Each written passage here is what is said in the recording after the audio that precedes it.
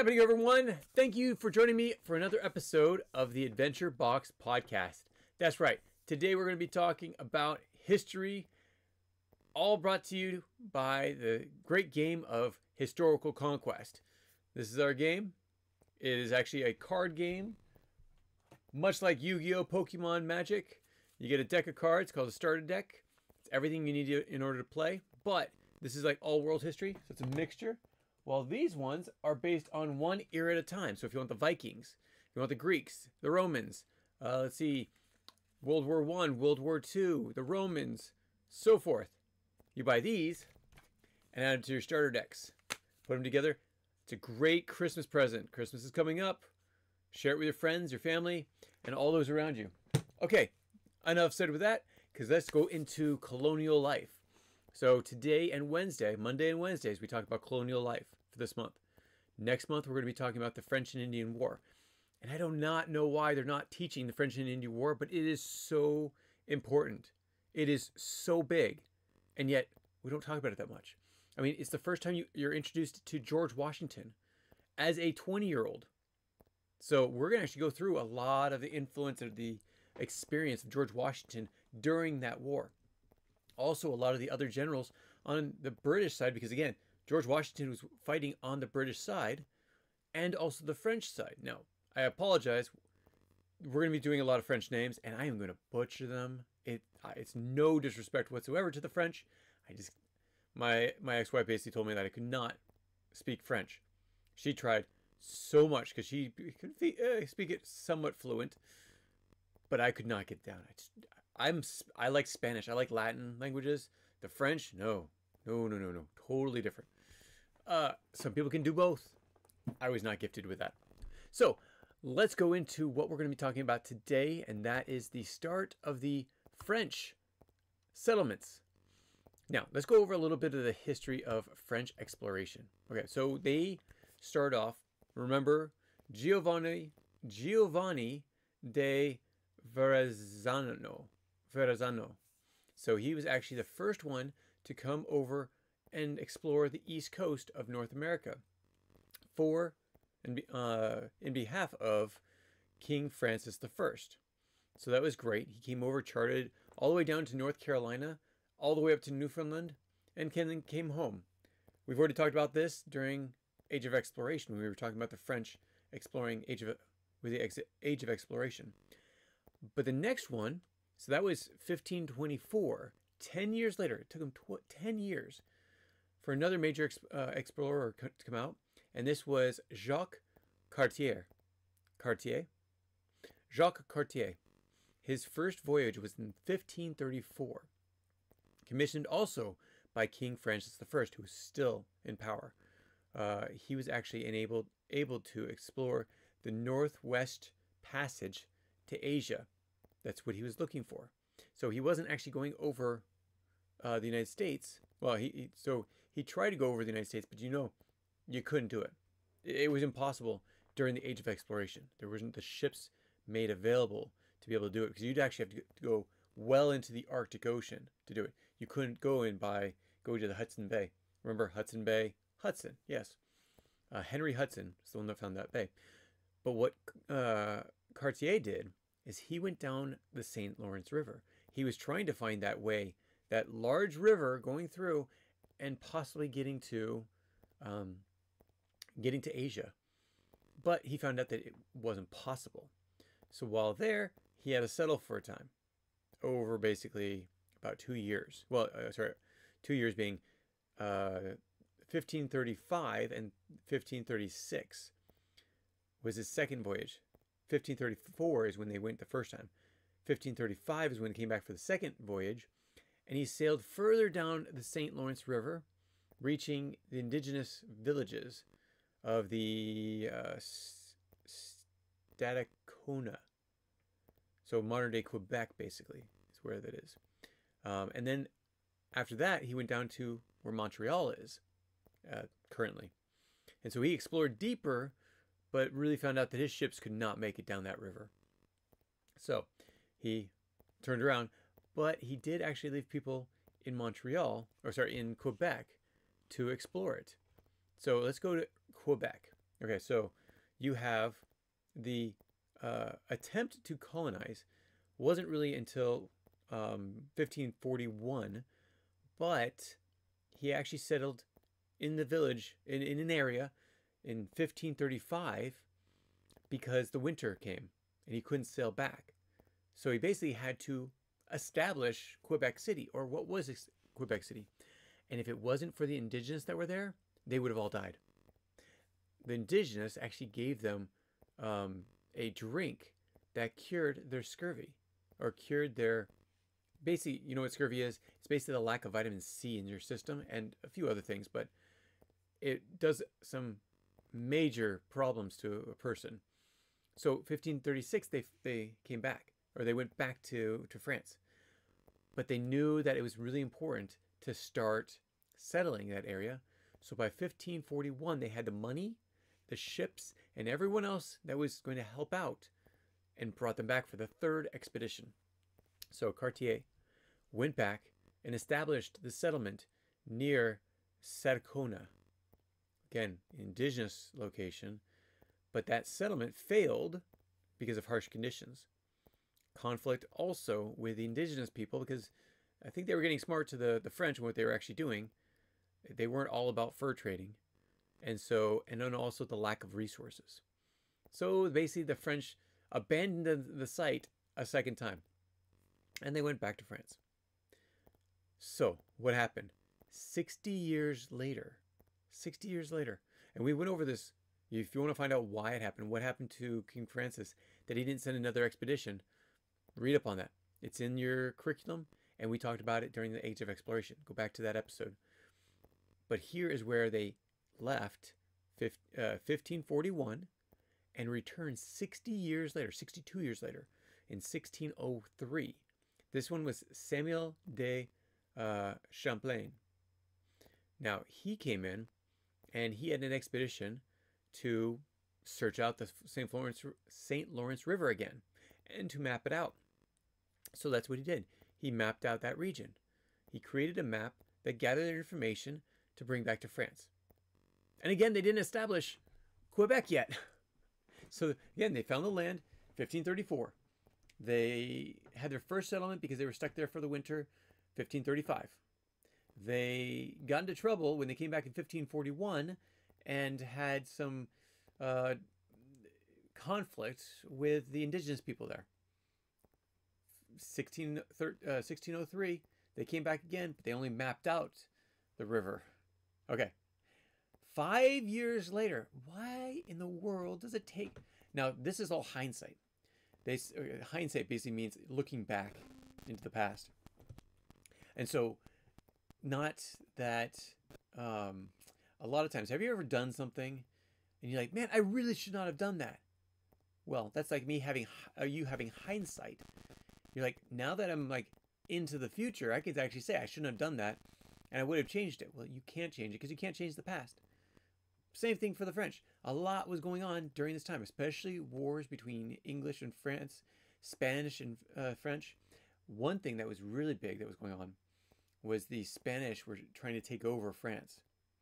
Francis the First, King Francis, he was actually captured for a while. So I was going to go over this, but might as well fill in just a little bit. But here's an interesting bit about that. So you know that the Ottoman Empire, the Islamic Empire, had taken over Constantinople, named after Constantine, Emperor Constantine, and changed it into what? Istanbul. This was the main thoroughfare where you went from Europe into the Middle East, which would bring you down to Africa, bring you over to Asia. And so unless you were bribing or a friend of the Arabs, the Muslims in that area, they weren't going to let you through. You were actually afraid that they were going to capture you and turn you into slaves and sell you down in Africa into the slave trades. And then you'll never be heard of again. And there's actually a lot of famous people that started off their early lives as slaves and were able to find their freedom. And that's the thing. If you're found a slave, the best thing for you to do, again, if you're found a slave, which doesn't really happen this much these days, but it can happen. If you're found yourself a slave, you find every way possible to get out because they will not let you go. There's no reason for them to let you go. So you find everything that you can to get let go. So let's go back. So what was happening? This is when trying to remember who was the king at the time. King Henry. It was King Henry IV was the king in 1608. And that's when they basically said, we found this city almost 100 years ago, or we found this location about 100 years ago. We sent people 10 years later. We sent people a little bit further in, and we've still never been able to establish a location. Let's send a lot of people there. Let's send a lot of people there. So they went over and started to fortify Quebec against the indigenous people that were there. Now, who was there? They had a conflict the last time with the Iroquois nation, but it was the Algonquins that they actually made friends with. And why did they make friends with them? The Algonquins, pretty smart. They knew that they couldn't take on the Iroquois by themselves. They didn't have the ability, the manpower, the strength to do it. So they sided with the French. Why did they side with the French? The French had guns. Yes. You become, if you're someone that's being bullied, you make friends with the biggest bully or the biggest person. France, not exactly a bully at the time. The Iroquois didn't like him, but France became the bigger bully, and they were friends. Well, actually, this reminded me exactly of what happened with Cortez. Remember, Cortez came through, and a lot of the smaller tribes that were basically having to pay tribute to the Aztecs, they all sided with Cortez because they wanted to get rid of that bully. They latched on to the biggest bully, or the biggest person, the person with the guns. And so that's what they did. So Quebec City was actually able to be established because they made friends with these people, being that they both could benefit, and they established this city. So that's great. So it's starting to be established. Officially, the founding was about 1608. And so at that point, between 1608 and 1610, something happened. It was the early hardship. It was one of the hardest winters that they had ever experienced as Europeans. It's not that hard. You have houses and stuff like that. That's all established and such.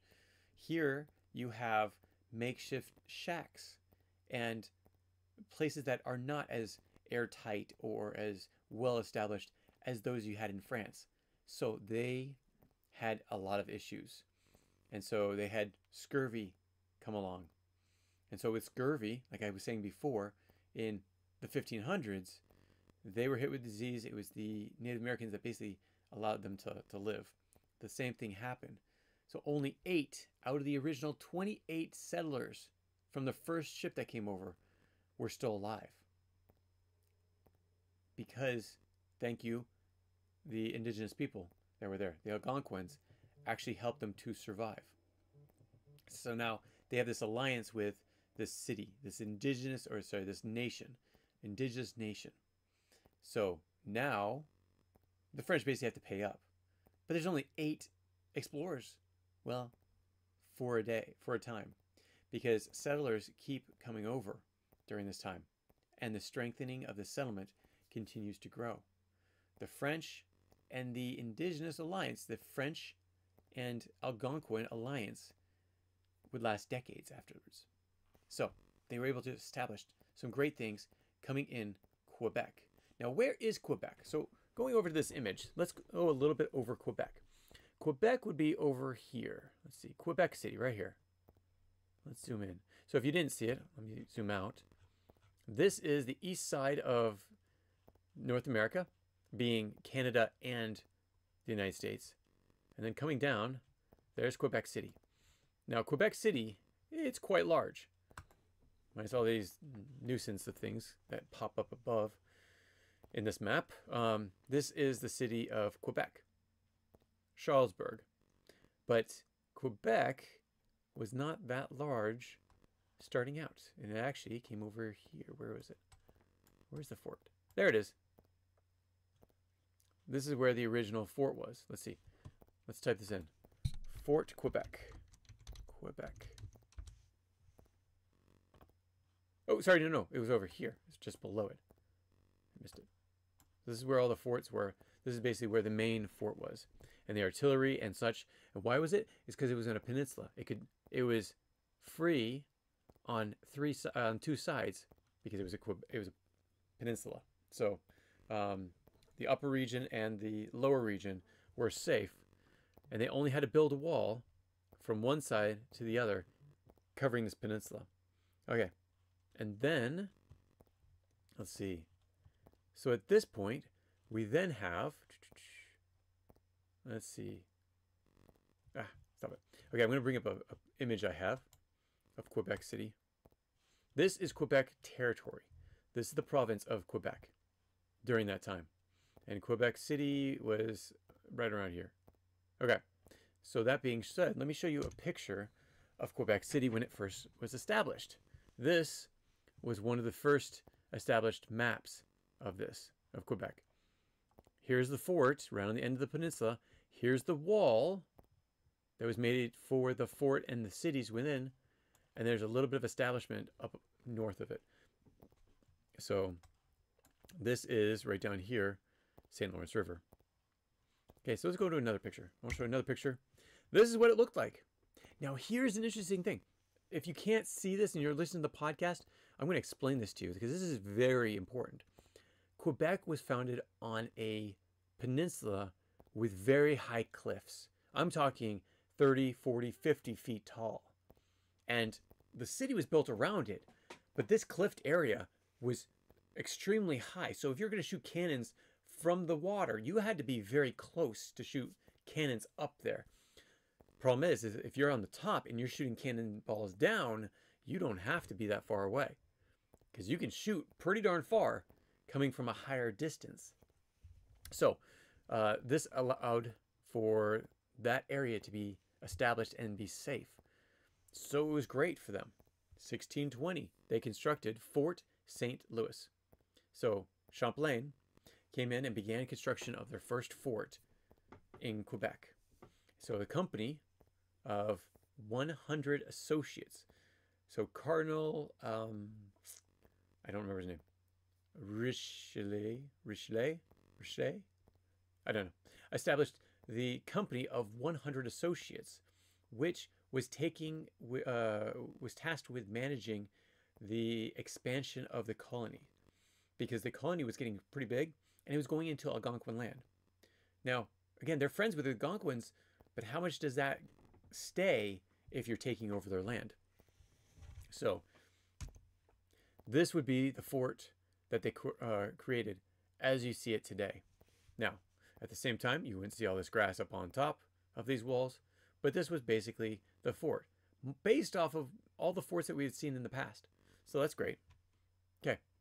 And here's also another one. Now, the reason why I'm showing you this picture is I want you to remember, you're going to need to know this for the French and Indian War. This is Quebec City, based on the fort and the city that was built up around it. This is the wall that went from one side of the peninsula to the other side of the peninsula, basically making it so they only had to defend one side of the city. And this was what we call the Plains of Abraham. The Plains of Abraham, as you can see, there's cliffs all the way down and around the cliffs. And these are, again, 50 feet tall, 30 to 50 feet tall cliffs. So you can't scale that. You're not going to climb a whole battalion with cannons and everything else up those hills. And especially you're not going to do that when you're in like full military garb. So this is a very interesting part of it. Now, here's something also to know. Around the same time, we said 1620. So 1627 is when the French were organizing the expansion. Well, this is when they started having conflicts with the English. English forces came in during the first Anglo-French conflict. And English privateers, led by Kirke brothers, besieged Quebec, intercepting supplies and challenging Champlain's leadership. Well, what was interesting is the fact that they already had a well-established city, but it was still small. Again, it was 2 years before, or actually that was the year before, when they started to really start managing the settlers and their expansion and such. So 1629, the English occupy Quebec. That's right. They took over Quebec. But get this, there was a treaty that was signed after the first Anglo-French War. And that treaty was called, and I'm going to butcher this one, maybe, we'll see. It was the Treaty of Saint-Germain-en-Laye. En-Lou? Probably en-Lou. No, but it doesn't have the Lou, it has Lay. So I'm not quite sure. Okay. The treaty basically returned Quebec to French control, and the English left. Now, Champlain actually returned at that point. He actually returned, I think, in 1633, it was the year after, to rebuild the settlement and reestablish it. And he basically died in 1635. And then what happened next? What happened next is the founding of Montreal. Now, this is going to be in 1642. Now, the reason why this is important, okay, so I want to go back to my maps. We have one more picture. This is the picture of Quebec, the fort being up on that hill, which is why the fort was so well established. And you're going to find out how hard it was to take this well-established fort after it was completely established. The English probably regretted giving it back to them, because then they'd have to take it only a few years later during the French and Indian War. But again, that's something left, and it was actually 100 years later, so it wasn't, I guess, too bad. Okay, so we're going to go to Montreal, but I'm going to show you something else first. So we're going to go to a map of, here's Quebec again. Zoom out from Quebec, go down the St. Lawrence River, and what do you find? You find a lot of different cities that are built there. You can see that a lot of this area is actually built out, mostly for agriculture, but there are cities all throughout this lake. Keep going down, keep going down. We actually have a long way to go. So we're going to zoom out just a little bit further. Keep coming down. Here it is, Montreal.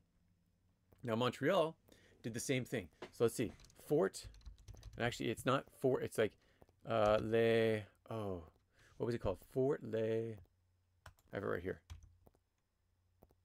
Fort Remy. Okay, so let's go with Fort Remy, and let's find that on the map. Okay, Fort Remy. Now, Fort Remy, wow. Actually, I didn't notice that before. Fort Remy's on the complete opposite side of Montreal. That's where they established their base. I would have actually put it up here. They probably actually had a few forts, but Fort Remy is one of the more well-known established ones. So, but interesting enough, Samuel de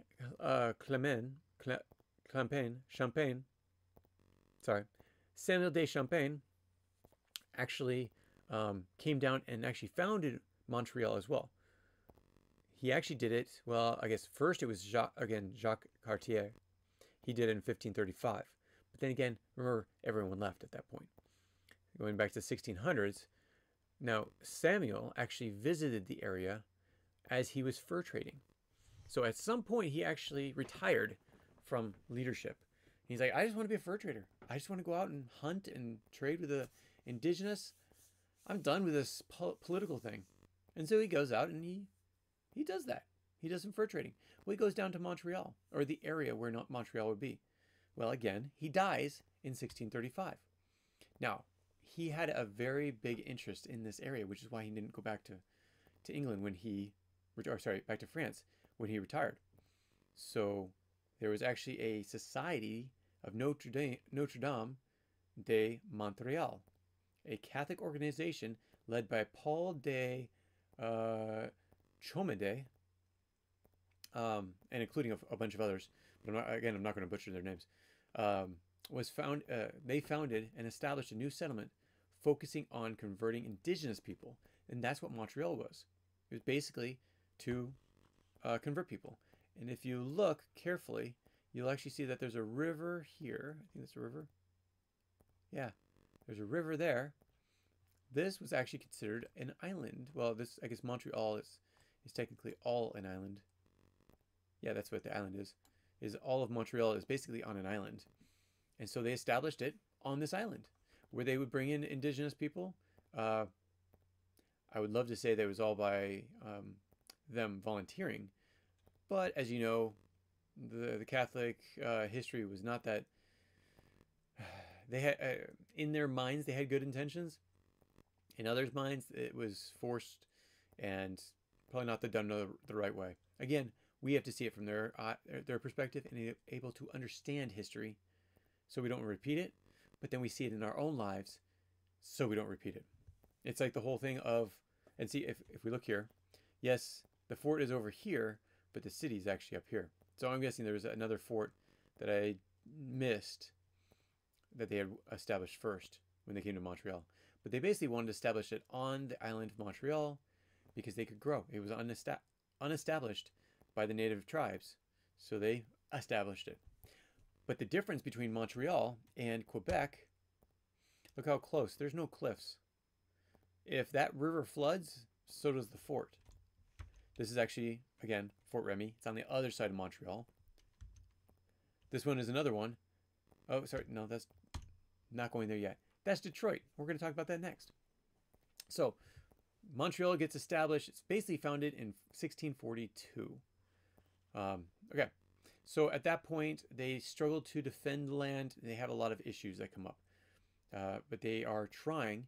And again, it's not they're not trying to have conflict with those in their area, but it creates conflict, especially when good intentions are not as good as you think. So they have more people coming from the Society of Notre Dame to establish that area, bringing more settlers and also more soldiers around 1653. So they're still there. Okay, this is when the province of New France starts up. 1663, New France is established by King Louis the what? King Louis the 14th. He's the one that most people have heard about. So he made France a royal colony, New France, a royal colony, bringing Montreal under the direct control of the French crown. Yay or not, I'm not quite sure. Yeah. And so that's when it started to really get established.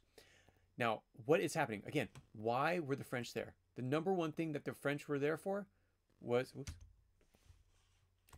for fur trade, right? They wanted furs, they wanted other resources. And so they floated down the St. Lawrence River. So let's go back to the map. Where's my map? I want my map. There's my map. Close that. So they continue floating down the St. Lawrence River. And down and down and down they go until they hit where? Lake Ontario. Okay, Lake Ontario. Great. Big lake. That's going to bring a lot of people, including fur traders and trappers and settlers and such. And so they built up a lot of French establishments in this area, but they just kept going. They couldn't stop. And so finally they float into, there's Niagara Falls. They explore and continue into Lake Erie. So Lake Erie feeds into the Niagara Falls, or what would become Niagara Falls, and into Ontario, which goes out through the St. Lawrence River.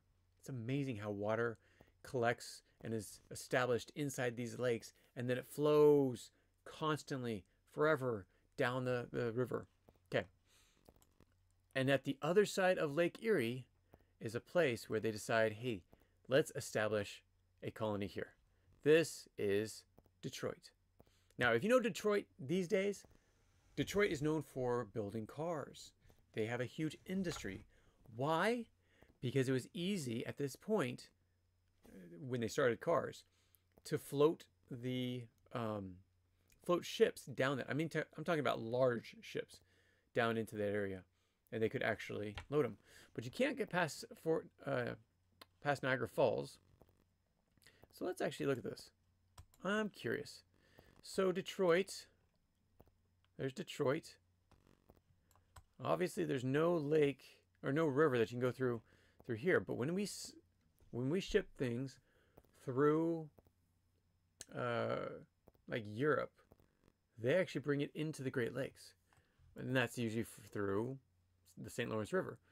But after you get to Niagara Falls, how in the world do you actually get past there?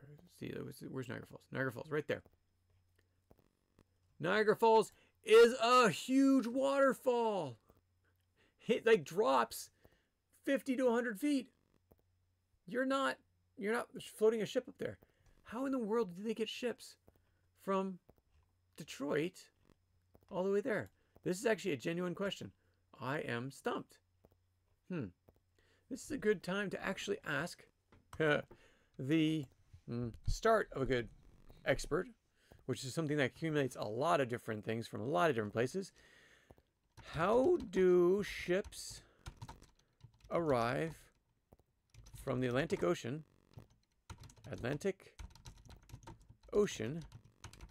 to Detroit? Let us ask the computerized expert, which, again, don't take anything that the internet says unless you actually have a human, an expert human, look over it, because it's not always right. So starting in the Atlantic Ocean, actually I should have done the opposite direction, but let's just do this. Starting in the Atlantic Ocean, you float down the St. Lawrence River. From the St. Lawrence River and Seaway, ships travel along the St. Lawrence River, which forms a natural boundary between Canada and North America. Okay, we know that. The St. Lawrence Seaway, completed in 1959, consists of series of locks. So canals. Let me explain a lock. Channels. A lock is basically where you float a ship in and they fill that area with water. Then they open the next door, that ship goes in, they close it, and then that area gets floated with water. The same thing happens. You have a door that goes up, shuts off that area. Another one comes down, and it floats into the next lake. That makes complete sense. And so then you enter the Great Lakes system, going into Ontario. Well, the problem is, Ontario is the place that we had the question. How do they get into Lake Erie from Ontario? Okay, there is actually a canal. Again, I'm telling you things that now that aren't established back then, but I think it's important to understand how in the world, why would Detroit be the center of industry, again, 30 years ago, but the center of industry. So here you go. This is what it says. To move from Lake Ontario to a higher elevation, like we're talking about Niagara Falls, into Lake Erie, ships pass through the Welland Canal, which bypasses Niagara Falls. This canal includes a series of 8 locks, like we were talking about, floating ships up elevations, raising and lowering ships over about 326 feet. That's 326 feet. You have to change the water level in each of these locks 8 times in order to get to 326 feet. I'm going to do some quick math. What's 3 times 4? 3 times 4 is 20. 3 times 4, sorry, it's 32, right? So 8 locks divided by what? Divided by 4. Let's see. 8 locks times 40 would be 320. So each of those locks actually have to be 40 feet high. You know how 40 feet high is? It's a 4-story building. That's 40 feet high. So each of those locks have to be 40. I want to see a video on this. Check it out on YouTube. Check out a video on the locks for Niagara Falls. It's called the Welland Canal. Okay, so, sorry. Total rant. Totally went off in the wrong direction. But let's go back to Detroit. So Detroit is established through fur trappers coming down and settling this area. This is basically what Detroit looked like. This little makeshift place. This is what Fort Detroit.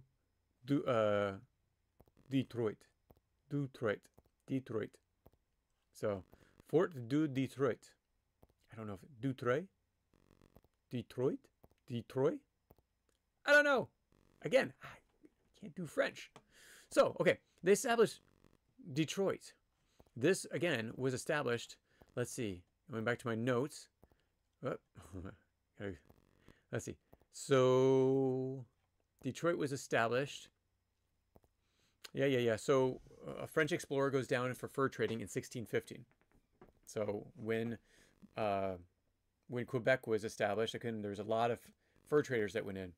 Another one came down in 1669 down to that area.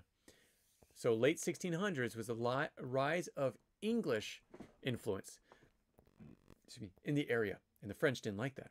The French wanted to secure that area. So they built a fort, 1690s. And actually it was finished in 1701 is when they actually, under King Louis XIV, basically established this settlement in the narrow straits going into from Lake Erie and such. So here's Lake Erie. So floating up. Again, going to our map, here's Lake Erie, Detroit, floating up this river, going into Lake St. Clair, which is not one of the Great Lakes, the 5 Great Lakes, but it is also a very important one. So these are the 5 Great Lakes. And this is where Detroit is. And so it was actually founded in 1701, almost 100 years after they came back to settle Quebec City. And as you know, this is just before when the French and Indian War starts. Fort Detroit actually plays a part in that. But again, a lot of everything to the west of the Mississippi River is actually not touched when the French and Indian War comes. And we'll get into that later on. But Fort Detroit is actually founded as a fur trapping location, but also to fight off the English that were coming into the area as well. And early development was creating a relationship, again, with more indigenous people. These ones were different. This was the Ottawa, the Potawatomi, and the Huron. Now, Ottawa is also a city, and Huron is a lake. Just saying, that's really cool that they named the cities after, or city and lake, after these indigenous people. And so they solidified the establishment around 1701 to 1710. Okay, so that's basically it. That's all I'm going to talk to you about today. There's a lot more information in the curriculum, especially on the establishment and the culture of these areas. So check out the curriculum. I'm just giving you a basis so you understand how these were actually established.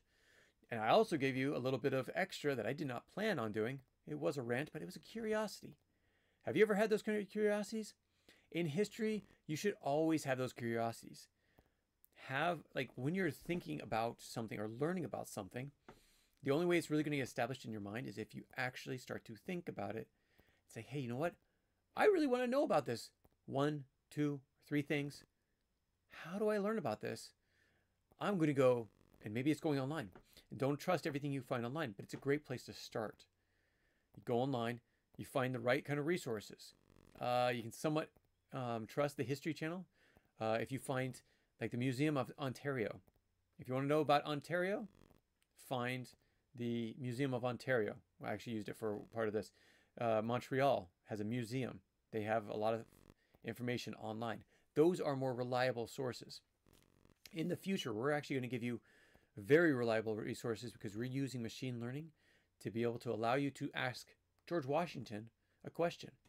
And by asking George Washington a question, you're going to be able to establish an understanding with him and be able to talk to him and find out things that he actually thought based on his journals, based on original texts. Because we're not going after all this new stuff that's being written about him, because it's neither not true or it's heavily biased. And the problem is it's really hard to tell which is which. So bypass that by going to the earlier documents or very reliable resources, which there are some out there. A lot of them have to do with the Library of Congress. So that's another way of finding these reliable resources. Okay, I don't want to hold you back anymore. Enjoy your day. Have fun with the curriculum. Have fun with historical conquest, because I know you're getting a new deck every time you open one of these. So this one's the colonial life. The next one is the French and Indian War. And then comes the American Revolution. So stay tuned for that. Can't wait to share it with you. But we'll talk to you next time. Take care, everyone, and have a great day. Bye. If